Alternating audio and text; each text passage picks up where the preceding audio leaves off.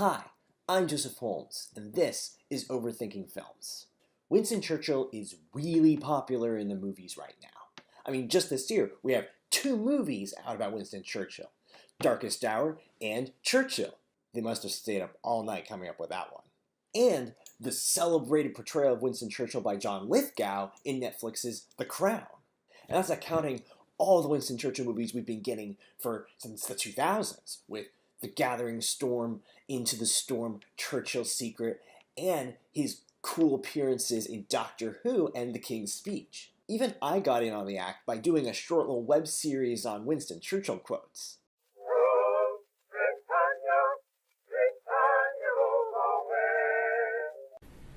Tact is the ability to tell someone to go to hell in such a way that they look forward to the trip. And it's not hard to see why the movies like Winston Churchill so much.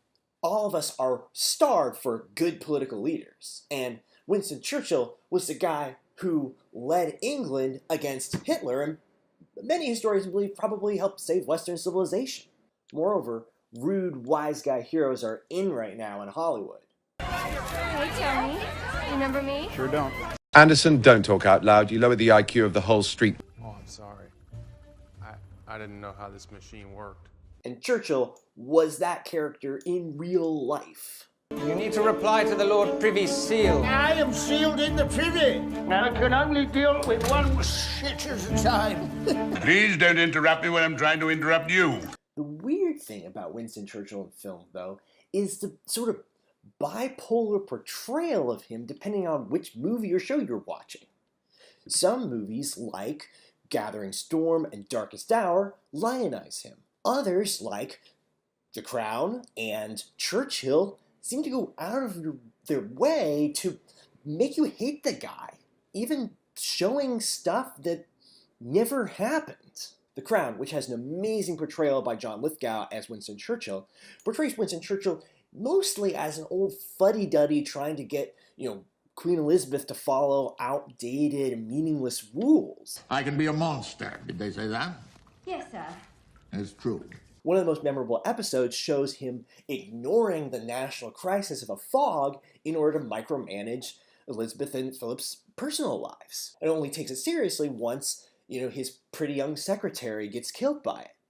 Thing is, never happened. Nobody knew that the fog was a big deal until after the fact, and the pretty young secretary didn't exist. But the movie Churchill is the worst. It is 2 hours of Churchill ranting and whining and verbally abusing his friends and his wife because he is trying to stop D-Day, the operation that eventually won us World War II, from ever happening. The king appointed me prime minister of this country, and it's my duty to lead them through this war. Thing is, Churchill trying to keep us out of D-Day is like the 3rd movie in the Ron Perlman Hellboy trilogy. It never happened. Too soon? So why? Well, I think part of the answer can be found in other movies starring that same kind of rude, wise guy hero. Most movies with a bad boy hero, the hero is a rebel, who's an outcast, who flaunts society's traditions and norms. And who are the bad guys and the shady characters in those stories? The man, the establishment, who's trying to hold on to and preserve the established order.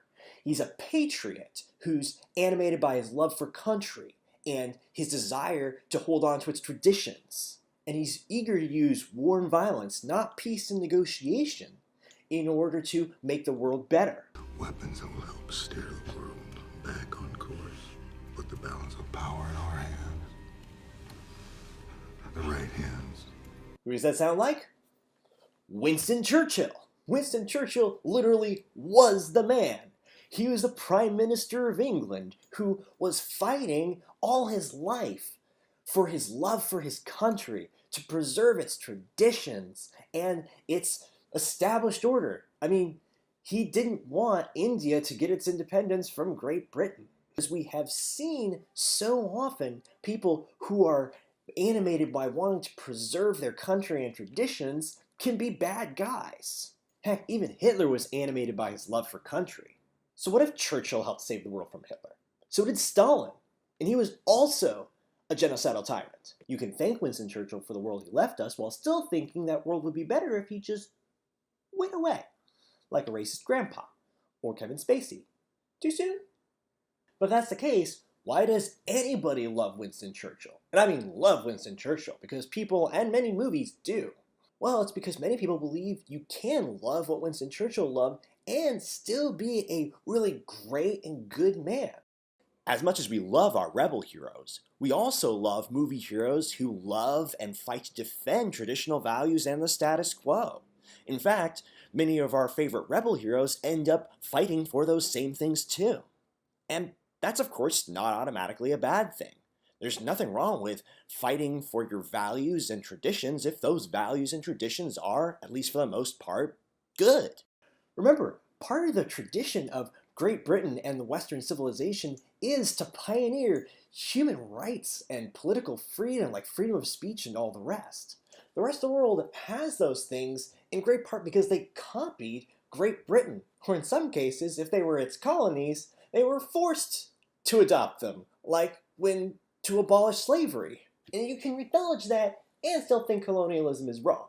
These ideas that Churchill loved were old-fashioned in his day, and radicals and outcasts like Hitler, Mussolini, and Stalin who made popular new ideas of fascism and communism that appealed to young people who thought that Churchill's old-fashioned values were what's wrong with the world. Yes, Winston Churchill believed that evil exists and couldn't be stopped through peaceful negotiations, but only through force or the threat of force. And he was proven right by the Nazis and the communists. 2 for 2. In fact, a lot of the movies about Winston Churchill that lionize him focus on his conflict with the people, the appeasers, who thought you could handle Hitler by, peacefully negotiating with him. When will the lesson be learned? You cannot reason with a tiger when your head is in its mouth! The necessity of recognizing evil and confronting it with force has come to the forefront a lot with the sexual assault cases in Hollywood lately, where these bad people in power can only be stopped by people with power forcing them out. Honestly, watching a Churchill movie, there's something inspiring about watching someone who believes so much in his old principles, eternal principles, that he's willing to die for them. And he gives inspiring speeches that show how willing to die for they are. If this long island history of ours is to end, at last, Let it end. Only when each one of us lies choking in his own blood upon the ground. That kind of commitment to principle, even to death, calls to mind the Christian martyrs who were willing to die for Christ. And I think that's honestly why there's such a huge split of how Winston Churchill is portrayed. We're conflicted about Winston Churchill because we're conflicted about our own history. There's good in Western civilization's history. There's also a lot of really bad. And if you think that there's a lot more bad than good, you're not going to look at Winston Churchill very kindly. If you think there's more good than bad, you're going to look at him more kindly. But I think it's telling that the stories that really push Winston Churchill as not a great guy have to make stuff up in order to make their point. Perhaps any movie that gave us an honest portrayal of both Churchill's vices and his virtues, most people would come away believing the good outweighs the bad. If you like this video, like it and subscribe to this channel. You can also support Joseph on Patreon. Do it. Do it now, or the Nazis might win! Go to my Patreon page and become a patron. That's the word. Treebeard is, you should do so too. Or be one too. That thing, yeah. That one. Yes. The second one. Yes. Ignore the first one. We're speaking Entish, hobbits. We have determined that you are not orcs.